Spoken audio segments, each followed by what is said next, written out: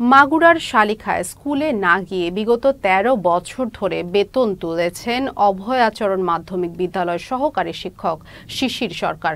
স্কুলে না গিয়ে মাগুরা ২ আসনের সাবেক সংসদ সদস্য ডক্টর বীরেন শিকদারের পিএর দায়িত্ব পালন করতেন তিনি। আওয়ামী লীগের দাপট থাকায় এর প্রতিবাদ করার সাহস হয়নি কারো। বছরের পর বছর এমন অন্যায় কাজ করে গেলেও এ বিষয়ে কোনো পদক্ষেপ নেয়নি বিদ্যালয় কর্তৃপক্ষ ও জেলা শিক্ষা অফিস। প্রতিনিধি এইচ.এম. রাজীবের পাঠানো তথ্যচিত্রের ডেস্ক রিপোর্টে বিস্তারিত। আমি এক কথা বলেছি, ওটা আগেও হয়ে আসছিল, পরে আমিও সেই রকমই করেছি। ভুল না সঠিক করেছি জানি না।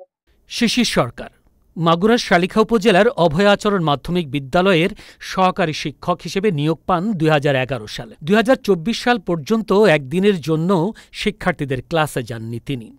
তাকে আমি এই স্কুল আসতে পর্যন্ত আজও দেখিনি। আজও দেখুন না, মাঝে মাঝে আসে মোটরসাইকেল নিয়ে আসে, থাকে স্যারদের সাথে কথা বলে চলে যায়।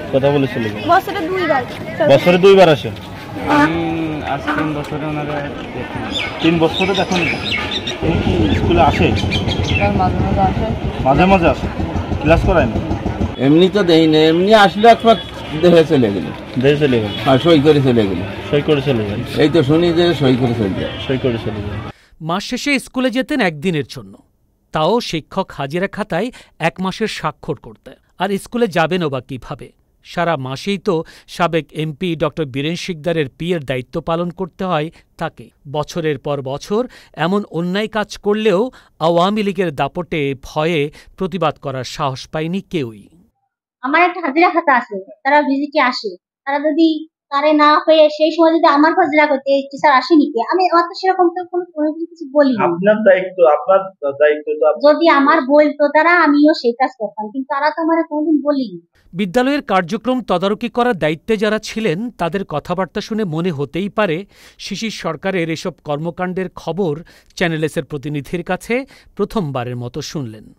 অভয় আচরণ মাধ্যমিক বিদ্যালয়ের যে সহকারী শিক্ষক শিশির সরকার, এর সম্পর্কে আমি শুনেছি। স্কুল কর্তৃপক্ষ, প্রধান শিক্ষিকা বা স্কুল কর্তৃপক্ষ কখনোই কিন্তু আমাকে লিখিতভাবে জানায়নি। আর তার বিরুদ্ধে শোকজ করা বা অন্য কোনো ব্যবস্থা নেওয়া, এটা সম্পূর্ণ দায়িত্ব ম্যানেজিং কমিটির।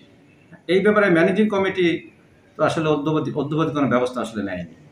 সাধারণত বিদ্যালয়ের ম্যানেজিং কমিটির সভাপতির দায়িত্বে থাকেন সংশ্লিষ্ট উপজেলার নির্বাহী কর্মকর্তা।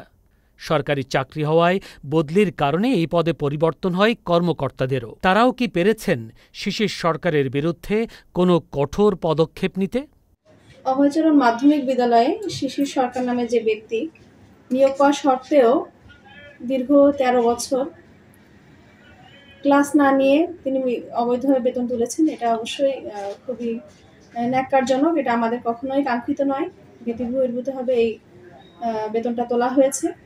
শিশির সরকারের 13 বছরের অন্যায় কাজের প্রতিবেদন করতে গেলে চ্যানেল এসের প্রতিবেদককে টাকা ঘুষ দেওয়ার চেষ্টা করা হয়। এত বছর কি টাকা দিয়েই এসব কর্মকাণ্ড ধামাচাপা দেওয়ার চেষ্টা করা হয়েছিল? কোমলমতি শিক্ষার্থীদের সাথে এমন প্রতারণার দায় এড়াতে পারেন না বিদ্যালয় সংশ্লিষ্টরা। Zainul Abedin, channel S news desk.